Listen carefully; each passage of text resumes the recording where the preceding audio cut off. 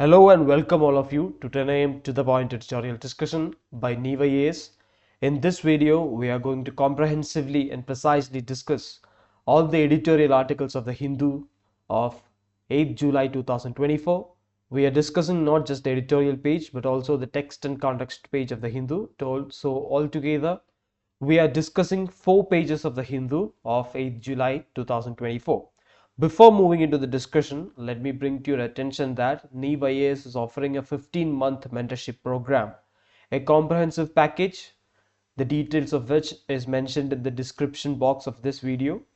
You can check the description box for the link of our Telegram channel where you can find the handout of this particular editorial discussion. You can also find our monthly current affairs magazine and other content enriching handouts from the Telegram page. Let's move to the discussion without wasting any time. The first article is on the India-Russia summit, the 22nd edition that is happening now. So the implications of it is being discussed in this article. We'll discuss this article in detail. We have the second article, which is on the election of the new president of Iran. So that will be discussed in the context of the changing internal politics of Iran. Not much of a relevance for the UPSC exam, but it will give you a good perspective. We'll discuss the third article in the context of climate governance. This is part of a series of articles. So there was an initial article on the same topic written by the same authors. This is in continuity of that. We'll have a quick overview of this article. Then we have an article on the National Research Foundation, a very important one. It will give you insights about the particular institution from the perspective of prelims. It will also give you certain weaknesses to the research ecosystem in India. So we'll discuss this article in detail. The next article is with regarding to special packages of states. The author is a former IRS officer. He explores the nature of federal polities in India in the context of coalition politics and how financial packages are linked to that. So it's a very interesting article. We'll have a quick overview of that. In the state of play section, we have the politics of Kerala in discussion today. It deals with the swinging nature of Kerala politics. We'll have a quick overview of that as well. And in the data point, we have the representation of women in Lok Sabha starting from the 1952 general elections. We'll have a quick overview of that as well. Coming to the text and context page, we have an article with regard to the expunction powers of the parliament. But we'll discuss this article from the perspective of freedom of speech and expression of the parliamentarians because it has a very key insights to us and value additions to us from that context. We'll discuss this article in that context. Then we have an article about the rollout of the new 4-year graduate program, FIUGP as it is called, in Kerala, in line with the new education policy. So we'll discuss this article, it will give you some insights. And finally, we have an article on the new case that is being going on with regard to Internet archives. So most of us have used Internet archives. So this deals with the case of Internet archives that is in the public domain now. So that's the articles that we are going to discuss today. We'll have a look at them one by one and we'll take maximum enrichment from the Hindu editorial page and text and context page of July 8th. So let's come to the first article. This is with regarding to the election of the new president in Iran. So you might be familiar with the fact that Iran's former president died in a helicopter crash. So this happened when he went for a visit in the Armenia-Azerbaijan border, and on his return, he died of a helicopter crash. As a result, Iran has to conduct a new elections. So if you take Iran's polity, it has two major power forces. One is the conservatives and second is the reformists. So everybody expected the conservatives to come into power because everybody, including the executive, the judiciary and the legislature of Iran, is controlled by the conservatives now. The president who died was also belonging to the conservative faction. So nobody expected a reformist president to come into power. That is why the election of Masoud Pezeshkian, who is a reformist leader, is very surprising. So if we take the history of Iran, in the 1970s, Iran had a big movement called the Islamic Revolution. So the rule of the pashas, the kings, was abolished and a new polity came into force. Iran was established as a republic. But the moving force of the revolution was the religion of Islam. So it is called as an Islamic revolution. But the government that came into power after the revolution was even more conservative. So this government, the new polity, is led by a supreme leader in the name of Ayatollah Khomeini. So he's the supreme leader. So irrespective of who the president is, the supreme leader holds major stake in Iran's power relations. Even though that is the case, this result springs a lot of surprises because there was a context of social movements in Iran in recent past. You should recall the incident of Mahsa Amini. Mahsa Amini is a woman who was arrested by Iran's moral police. They arrested this woman for not wearing the hijab properly. She was arrested and she died in police custody. As a result, there was huge protest throughout Iran, and this protest got international attention. And in the context of that, we expected the conservative regime to get further strengthened from the state side. But what the people decided is to go the other way. So we have an election of a reformist leader. And when you talk about a reformist leader, this reformist leader and his party has a much more milder stand when it comes to protest. So they were critical of the way in which protests like this was dealt with in Iran in recent past. They also talk of engaging with the West more productively. So in 2018, the 2015 Iran nuclear deal was withdrawn. The US unilaterally withdrew from the deal in 2018, and since then the joint comprehensive plan of action between Iran and the Western powers was in mid-waters. But now, since the reformists have come to power, there is hope that the nuclear deal between Iran and the United States will revive. So these are hopeful days. These are days where the politics of Iran as well as the West will change, because Iran is the leader of the Shia factions in Central Asia. Iran is a Shia polity, and Iran is the leader of Shia factions in Central Asia. So they lead militias, proxy militias like Hezbollah in Lebanon or the Houthi rebels in Yemen. And you know that the West is in direct confrontation with powers like Hezbollah and Houthis in the context of the Red Sea blockade and the Israel-Hamas war.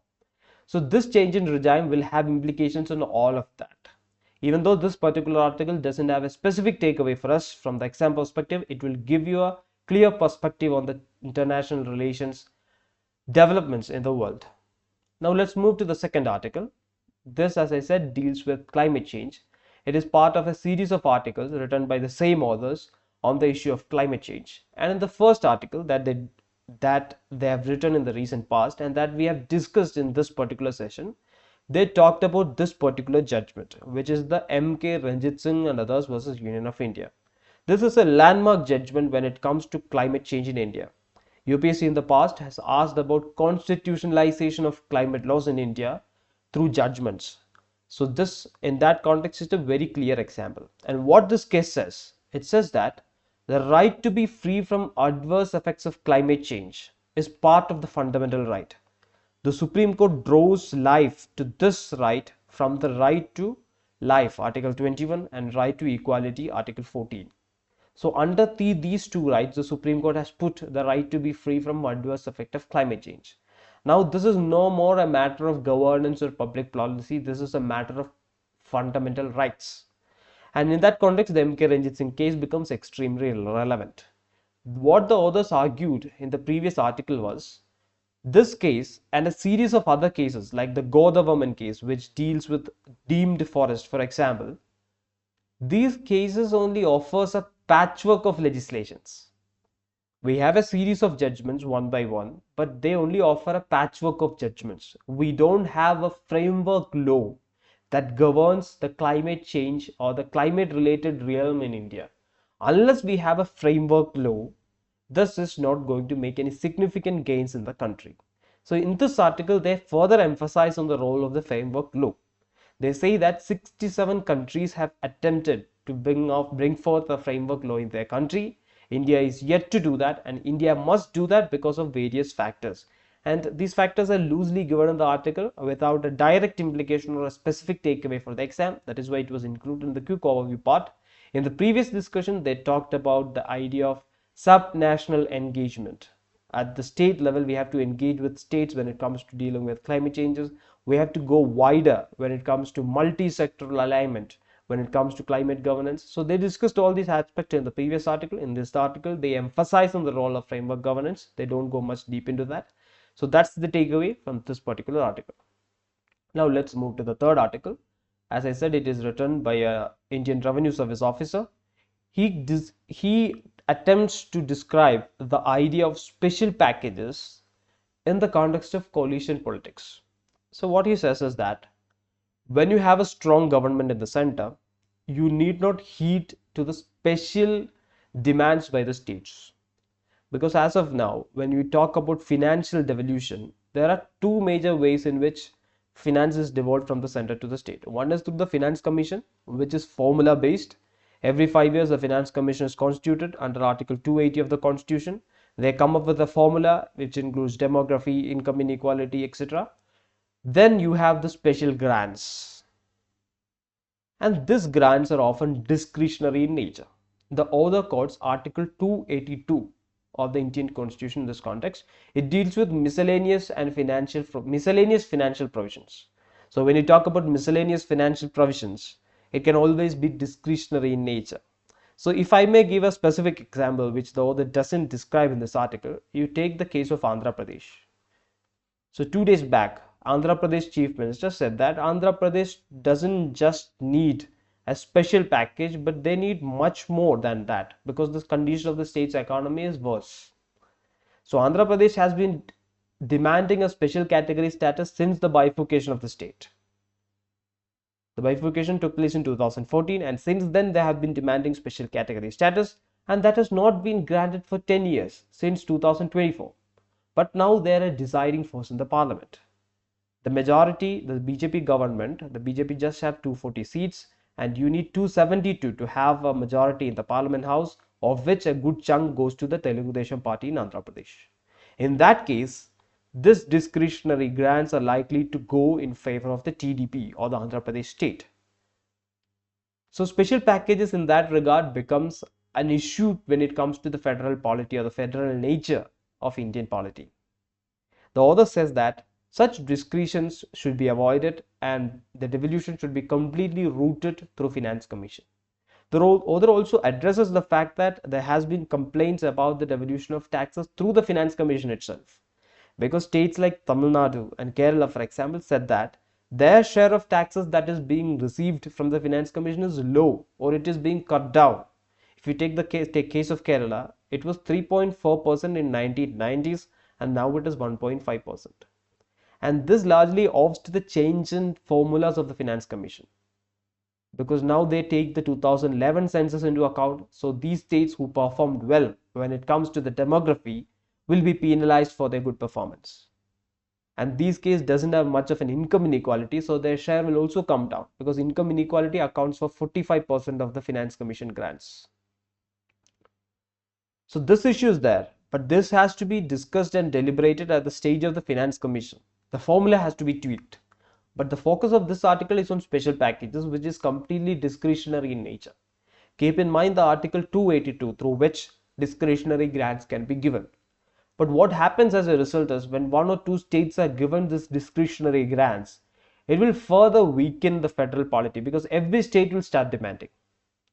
If you take the nature of federalism in Indian polity, it is not symmetrical, it is asymmetrical. Because we are not a federal polity like America. They have 50 states, each state have 2 seats to the Senate, but we are not like that. The Rajya Sabha representation, the Rajya Sabha is our council of states, and the Rajya Sabha representation is unequal. Every state has different share of MPs that is being sent to Rajya Sabha. And every state, some states have special grant. Just take the Article 370, which was abolished. Kashmir had special grants. Or you take Article 371, A to J. It deals with a series of special privileges for states. So we are an asymmetrical federalism, but whatever asymmetry that we are following should be formula based and rule based. If discretional asymmetry is being facilitated, it will create further federal tensions. So that's the crux of this particular article that is being discussed here. That's the takeaway from it. Let's move to the next article. It deals with the politics of Kerala. So in the 2024 general elections, Kerala has 20 Lok Sabha seats. Out of this 20 Lok Sabha seats, the Congress party or the United Democratic Front, led by the Congress party, won 19 seats. And the left coalition or the Left Democratic Front won only 1 seat. The Left Democratic Front won 1 seat, Congress coalition won 2 seats, and the BJP won 1 seat. I'm sorry for that. If you take the 2019 elections, the case was same. The left coalition won 19 seats, the right coalition won 19 seats, and the left won 1 seats. But after that, there was the state elections, but in complete reversal to this, the left government, the coalition that won only 1 seat in the 2019 elections, formed the government in Kerala. So what the author says in this article is that even though the result is completely in favor of the Congress in 2024 general elections, it need not be the case when it comes to the assembly elections. So there is no room for complacency. That's the crux of this article. We don't have much of a takeaway from it. It deals with the regional politics of Kerala. It deals with the reasons why the left was restricted to 1 seat in Kerala. It includes the serious allegations against the chief minister, the nature of the leaders, the state's financial crisis, and a lot other reasons as well. Let's move to the Hindu data point. It deals with the representation of women in Lok Sabha. I've listed it down one by one. If you take the 1952 Lok Sabha, it was 4.5%. If you take the 1957 Lok Sabha, it became 5.5%. And 2019 Lok Sabha saw the highest number of women. It was 14%, 78 to be precise in number. If you take the current Lok Sabha 2024, it got reduced to 74 and our percentage is 13.6 now. So on a whole, if you look, there has been a substantial increase from 4.5 to 13 to 14%, but the increase has nowhere reached near 33%, the limit that was set by the Nari Shakti Vandavan Act. So it has not reached 33% yet. It still hangs around 13 or 14%. That is why we need this act in urgency, because women account for more than 50% of the population and they represent only 13%. They are being represented by only 13% in the parliament. So this act becomes relevant in that sense. The article further dwells into the number of candidates who were fielded. They say that the BJP fielded a slightly more percentage. The Congress fielded the same percentage of candidates, but the absolute number got reduced because Congress contested in less number of seats in this election. The Trinamool Congress also fielded less candidates from 23 to 13 when it comes to the 2024 elections. But on a whole, when we take it, the number of women who contested remained the same. The percentage of women who contested remained the same, but the percentage of women who won slightly came down from 78 to 74. So that's the takeaway from the Hindu data point. This is a key takeaway that you can use throughout the year for any question related to women. Now let's come to the text and context page. It deals with the FYUGP program, the 4-year undergraduate program that was recently launched in Kerala. It deals with the new education policy. The new education policy has a similar idea of a 4-year undergraduate program. So this is a breakthrough initiative when it comes to undergraduate programs in Kerala. So how exactly this functions? So right now, when we have 3-year undergraduate programs, we don't have a flexibility. We have to complete the course and we have to exit at the end of 3 years. But when it comes to this system, it is a credit-based system where students are flexible to choose their credits. So they have the flexibility to move across departments. Suppose one person is studying in politics department, he can move to history depending on his wish. What matters is the credit. The one subject in which he has the major credit will be his major subject. The student also has the flexibility to move across colleges.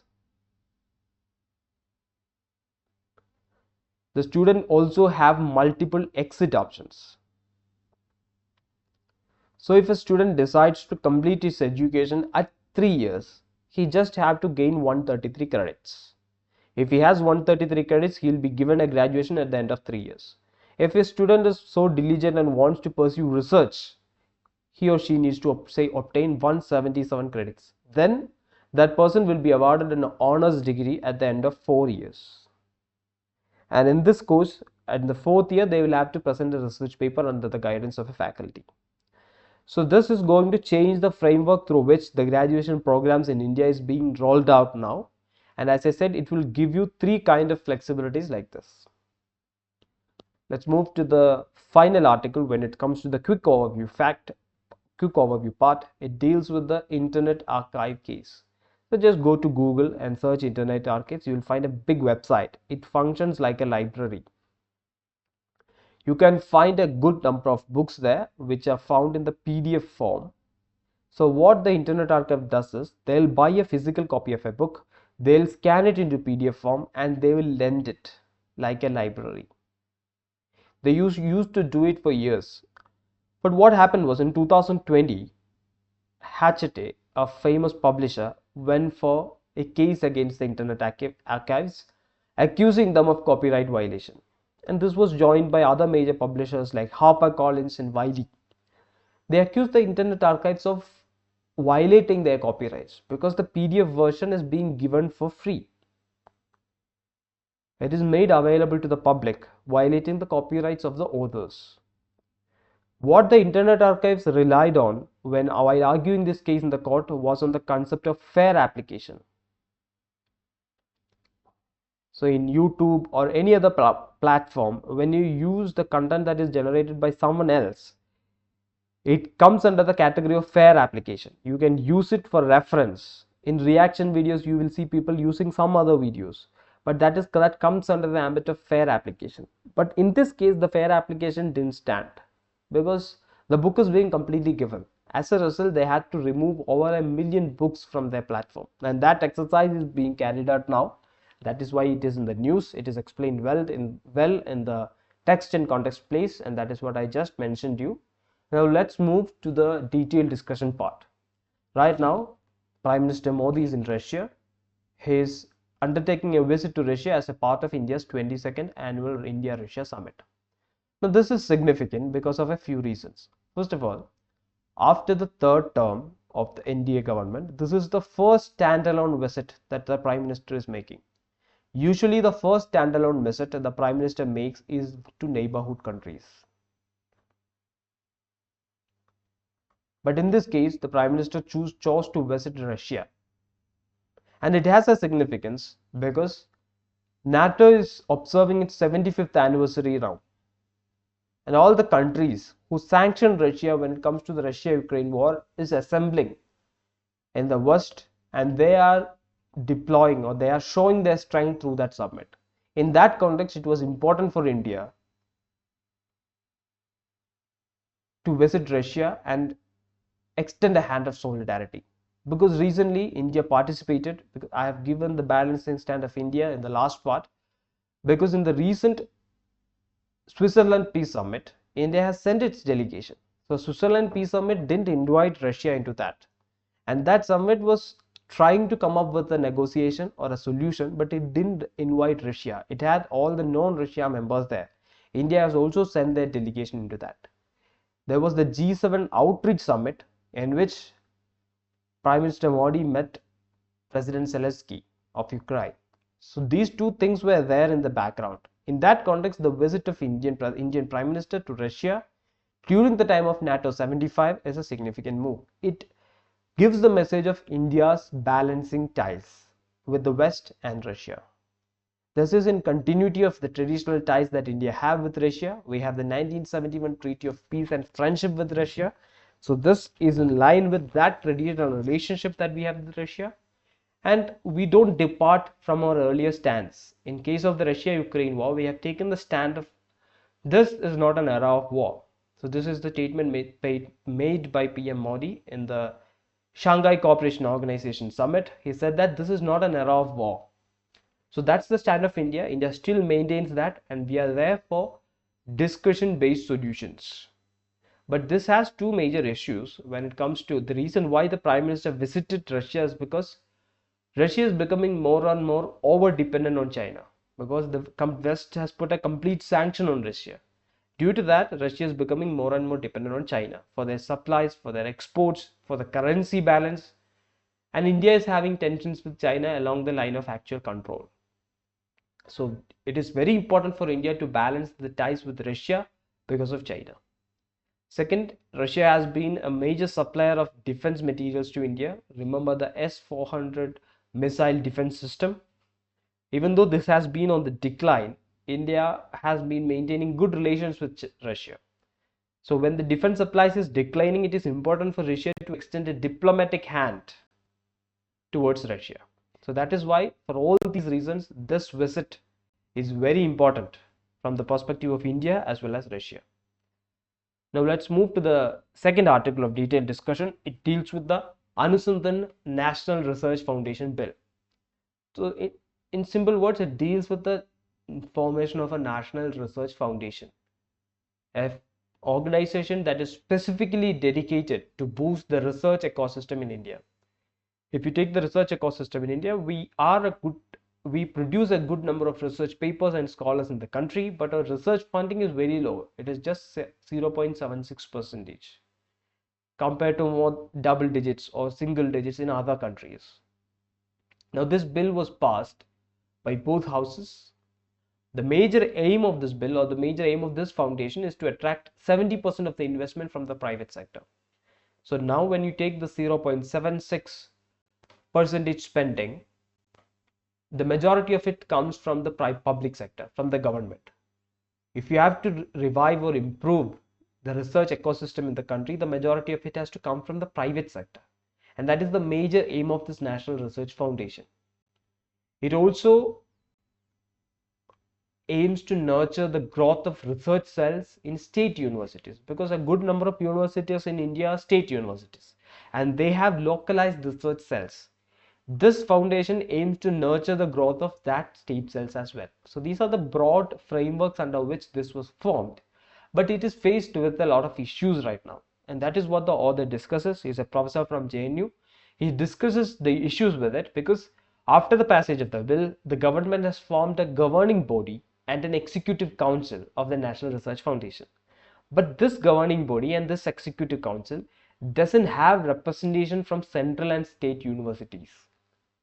What the author says is that the representation is mostly from the bureaucrats, the secretaries of various departments, but like the Department of Science and Technology, the Department of Biotechnology. The representatives or the secretaries from these departments form the major membership of the executive council and the governing body. So the representation of both the academia, the professors, and the industry is lacking. Why do you need the representation of the industry? Because we are aiming to mobilize 70% of the funds from the private sector. And why do you need the representation of the academia? Because research is primarily facilitated by the academic circle. If you take the research papers that is being published in India, most of them are peer reviewed. People review their works each other. And for a robust peer reviewed ecosystem, you need the representation of the academia as a must. And that is why if you take the way forward in this section, 4% research funding is a must. We have to grow from 0.76% to 4%. 4% is the figure that the author gives. It is a figure that is generally agreed when it comes to the potential research funding that is needed in India. Second, we need a robust grant distribution system. Because if you take the JRF scholarship that is offered for research scholars in India, it accounts for almost 33,000 right now. But what about people who doesn't have a JRF? If you take the JRF scholars to be the only ones who are producing research outputs in India, we will fall short. So we need a robust grant distribution system which timely distributes the grant to a much more wider audience. So that is the second prerequisite. Then we need a stable peer review system, and this is where the role of academia comes in. Fourth, we need incentives for researchers. For their publications, they need incentives, additional incentives. Just like we give incentives for vaccine development, we need incentives for researchers. So we have formed an executive council and a governing body. The author also says that there need not be two bodies. It is going to create further bureaucratic bottlenecks. Just have a single body which has ample representation from the industry, from the academia, and from the government to facilitate this bill. So it has given you a perspective about this particular bill and the issues with regarding to that. Finally, let's move to the article on the freedom of speech of the parliamentarians. So this article, as I said, deals with the expunction powers, because most of the statements made by Mallikarjun Kharge and Rahul Gandhi was expelled from the parliamentary records. We'll discuss the legality of that, but on a whole, the theme of this discussion is the freedom of speech of the parliamentarians. It comes under the GS2 polity part. So first, take into account Article 105 of the Constitution. It deals with the privileges and freedom of speech of parliamentarians. This is a must when it comes to an answer on this context. Now, The parliament maintains a verbatim, a record of the speeches and everything that is being said in the parliament. Everything goes on record. And this is a convention that is followed because when the parliament started function, it was not an age of social media or visual media. There had to be text, recorded text that has to be given to newspaper and which then gets transpassed to the public. So it is a continued tradition from there. And along with the recorded text, the parliamentary secretariat also maintains an annex of unparliamentary votes. So when such words come as part of a recorded speech, they'll get expelled, or either they'll get expelled or they will get unrecorded. So an asterisk symbol is given, and in the footnote it will be written that it is not recorded or it is expelled. So this is the tradition of keeping the verbatim in the parliament, and the complete authority for deciding what to expel and what to include rests with the speaker. Speaker is the leader or the president of the house who has complete discretion when it comes to this matter within the parliament. Then we have another significant rule when it comes to raising allegations against members in the house. It comes under rule 353 of the Lok Sabha. So suppose one member wants to raise an allegation against another member in the parliament, there needs to be an advance notice. An advance notice about the specific allegation has to be given. Then the concerned minister will do an investigation, and this minister will bring forth the facts with respect to this particular allegation while this allegation is being made in the parliament. So this is the standard procedure that is mentioned in rule 353 of Lok Sabha. So anybody can't get up and say anything about any other member in the parliament unless he is a minister. So if that person is a minister, allegations can be made because ministers are collectively accountable to the parliament. The parliament acts as a check and balance mechanism against the authority of the executive. So if it is a minister, allegations can be made, and allegations which are non-defamatory in nature can be made against member as well. So for example, if I am a member of parliament and if I want to quote some other member about the statement that they made, then I can quote that. There is no issues with that. Unless that is defamatory in nature, the name can be used. But if it has any element of defamation in it, then advance notice have to be served. So this particular rule, the article and the tradition of maintaining verbatim in the parliament has to be noted from this particular article. So that's the takeaway from today's Hindu editorial page and the text and context page. I once again remind you to check the description box for the video on the comprehensive mentorship package that is being offered by DYAs. I also urge you to check out our Telegram channel, the link of which is given in the description as well, for getting the handout of this particular discussion and our monthly current affairs magazine. So that's the discussion today. Thank you for listening.